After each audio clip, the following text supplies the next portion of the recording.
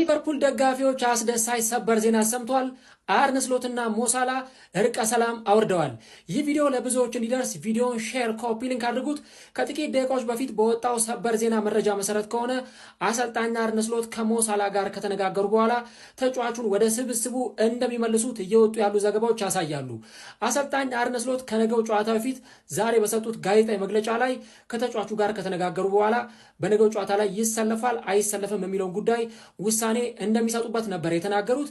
ከዚህም በተጨማሪ ከቀናት በፊት ሞሳላን ከስብስብ ውጭ ማድረጋቸው የእሳቸው ብቻ ውሳኔም ሳይሆን በአጠቃላይ እንደ ክለብ የተወሰነ ውሳኔ መሆኑንም ጭምር ነበረ አሰልጣኙ የተናገሩት። ታዲያ ከጥቂት ደቂቃዎች በፊት የዚህ አትሌቲኩ ጸሐፊ ጄምስ ፒርስ ሰበር ዜና ብሎ በዘገበው ዘገባ መሰረት ከሆነ ሁለቱ ሰዎች ቁጭ ብለው ተነጋግረው ነበር።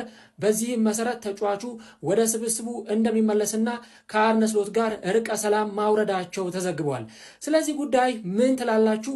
ሞሳላ ወደ ስብስቡ በመመለሱ የሊቨርፑል ደጋፊዎች ምን ተሰማችሁ? ኮሜንት ላይ የገባችሁ ሐሳቦቻችሁን ጻፉልኝ። እንደዚህ አይነት ለየት ያሉና አዳዲስ የእግር ኳስ ቪዲዮዎች እንዲደርሷችሁ የፕላስ ምልክቱን በመጫን ፎሎ ማድረጋችሁን አትርሱ።